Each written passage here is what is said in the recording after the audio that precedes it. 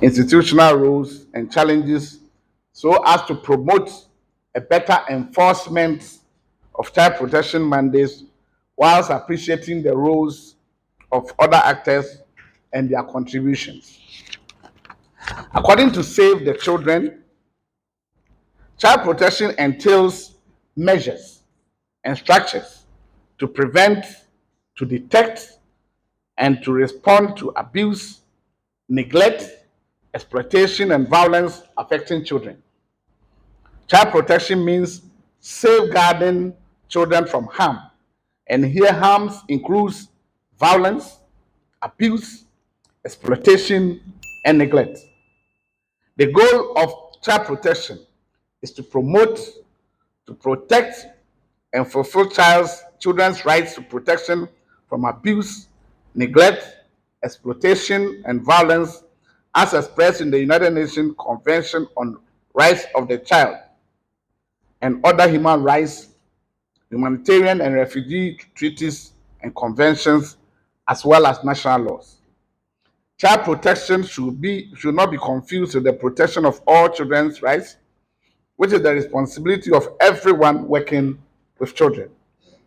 Also, I want to bring your attention to the African Union compliance and accountability measures, which emphasizes on international humanitarian law and international human rights law. Ladies and gentlemen, human development and the growth of strong societies are based on early childhood development. The 2030 Sustainability Development Goals, SDGs, envisages an end to extreme poverty for all people everywhere. However, that goal is drifting out of reach for one group of people in one region, children in Africa. Over 250 million children under the age of 5 years are not reaching their fully developmental potential in low and middle income countries due to several bottlenecks. Taking a cursory glance at the African continent, it is important to note that Africa's child population will reach 1 billion by 2055, making it the largest child population among all continents. Our current trend: 305 million African children, 2 in every 5, will be living in extreme poverty by 2030, accounting for half of all global poverty. On the average, 87 million will be born into poverty each year in the 2020s. While mortality rates have declined among all age groups in Africa, child deaths tend to be concentrated at the youngest age groups, with 85% of all deaths to children under the age of 15 occurring among children younger than 5 years.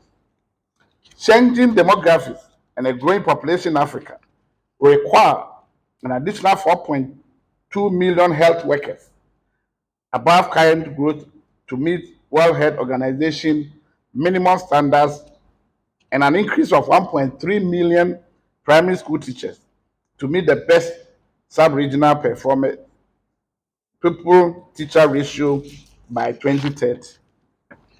Note that all these efforts shall be in vain unless a deliberate child protection policy with protectiveness are provided and implemented by competent agencies. To ameliorate the challenges that bedevil common social progress of children in Africa, governments must implement a strategy early childhood development policy.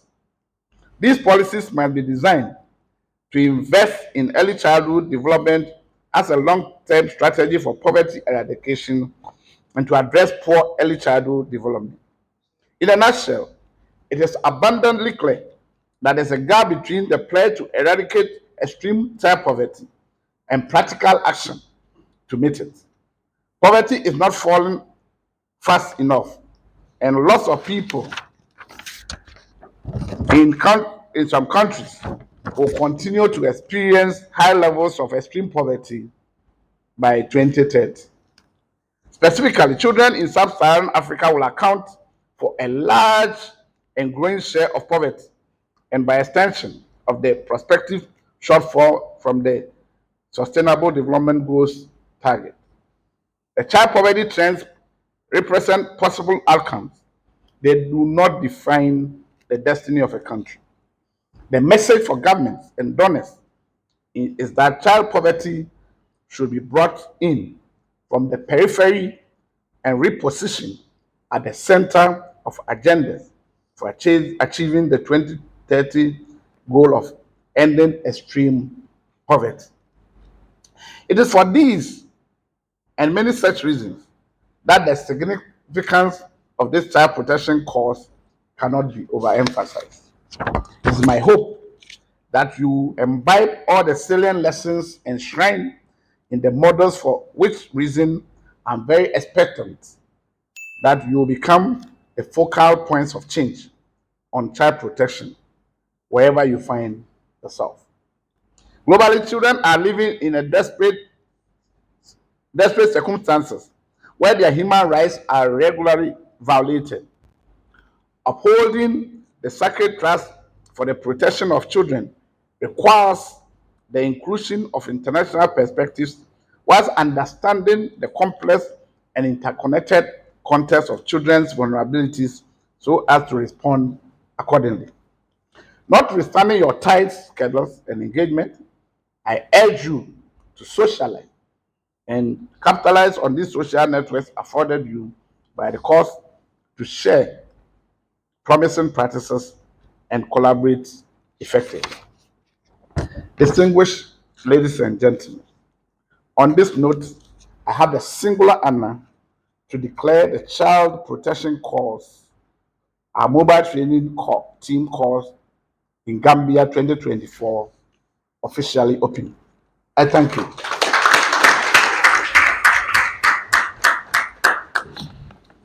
Thank you very much, Major General. Thank you very much for the wonderful statements highlighted in the opening ceremony.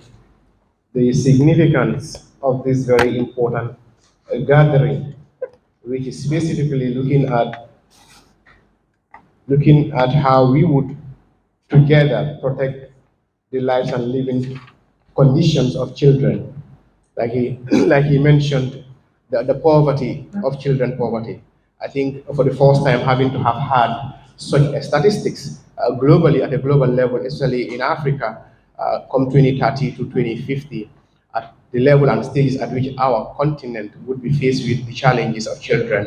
I think it's very important and significant that the right steps are taken now before it's too late, because these are projections, and those projections are not on the good side. And it's our responsibility as law enforcement officers, and by extension, the continent in general. So coming together interregionally, having to have Gambia and Ghana to put in ways and means in trying to see that this anticipated problem is resolved beforehand.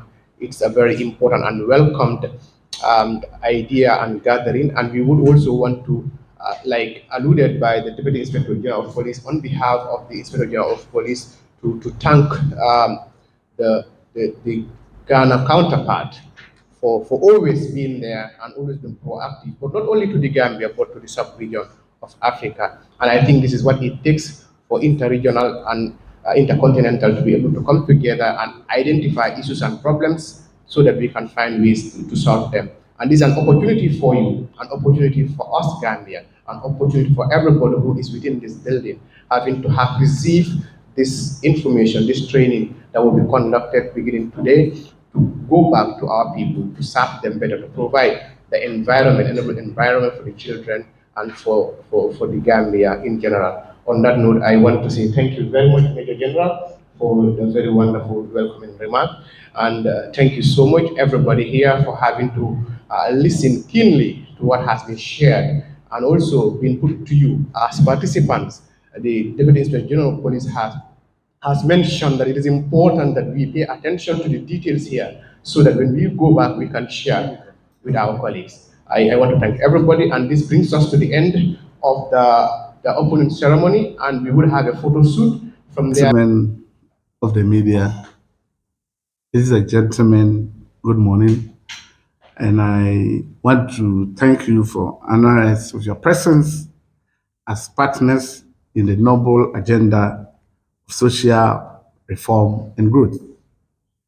I wish to begin by saying that children in Africa, which includes the Gambia, face violence such as child marriage and physical and sexual abuse, particularly against girls in schools, communities, and in the tourism sector. Our norms and values, including a culture of silence, pose a challenge to the consistency of child protection services and weakens the child protection system. Violence, abuse, and exploitation, I'm told, a survey on physical and humiliating punishment on children conducted by Child Protection Alliance in 2014 in this country reveals that 57% were subjected to various forms of humiliating punishment. Against a network against gender based violence, an organization that has been working on establishment and establishing one stop centers in the country, recorded 941 cases of sexual violence between 2014 and 2018, 88% of whom were children. The concept of children on the move. Understand there's a growing trend of children on the move with inadequate protection services to support them. The Gambia is one of the countries in West Africa that is both a transit and destination point for migrants. The country is also one of the worst affected by unsafe migration, including that of children, commonly called way back or back way. Again, we have the rural urban migration also continues to grow with over 58% of the population living in urban areas, such as it's in most West African countries. One might ask why this cause in the Gambia. This is why the Kofi Annan International Center, Peacekeeping Training Center, which I head, and it's one of the centers of excellence in West Africa, as recognized by ECOWAS, the KIPTC. We've deemed it imperative to develop courses and liaise with programs such as this to ensure a comprehensive and strong child protection system that detects, prevents, and responds to all child protection issues. I want to take this opportunity to thank the German government, who is a worthy partner of the KIPTC, for funding this course. Similarly, I wish to thank the Inspector General of Police and the Gambian government for allowing the Kofi Annan International Peacekeeping Training Center to conduct this pilot course in the Gambia. I thank you. I will take a few questions if you have any. Thank you very much. Thank you very much, General. And so let's make it a next. If you want to have a question, raise your hand. No question, then you can. Thank you. Yes, please. Sir, good morning. I just want to take from Paris State. Yeah, during your statement, you made mention of children on the move. With Gambia is no exception because we have seen children moving from border to border. So, what is the Gambia Police Force or what is your institution doing to stop that or control borders within the sub-region? What is the Gambian police doing about it? I think this question is should go to Yes, so Or let's. your institution as well? what. So that is why we my with my institution. I would say that if you are aware, the ECOWAS protocol allows people to move freely, and there are all kinds of crises in all kinds of areas.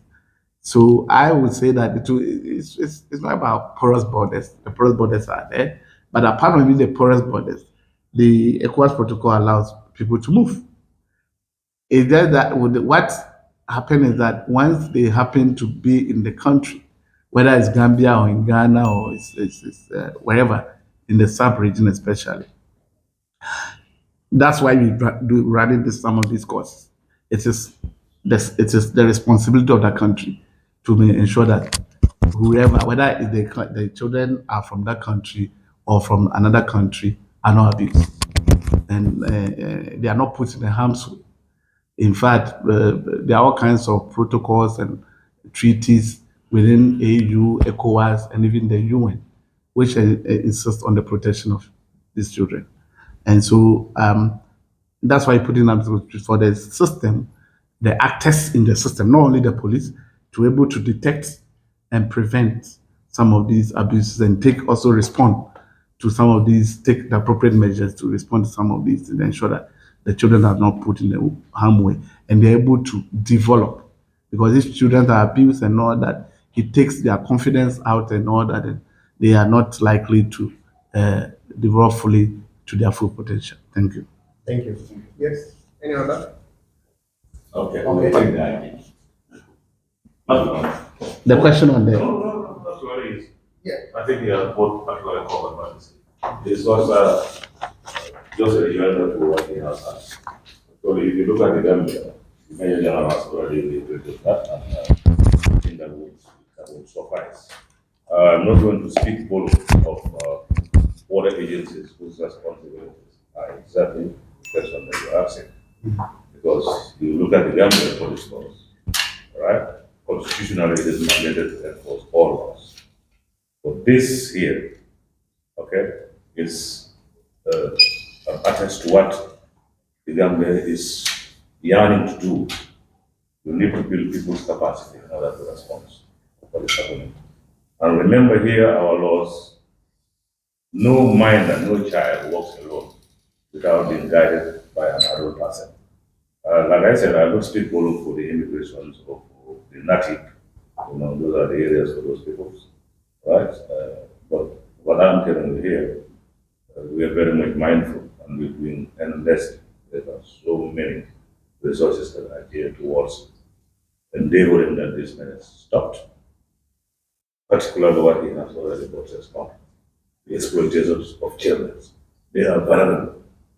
If you look at the list of vulnerable persons in society, children are top of the line because these are it's a group of people that are very soluble, very solid, very soft. So it is important. That's why in the country here you have Child Protection Alliance, the whole list of them, all right? Because the security outfits alone cannot do it. Okay? So there has to be a cocktail of efforts, combination, all right, of efforts to ensure that this particular thing is being not report.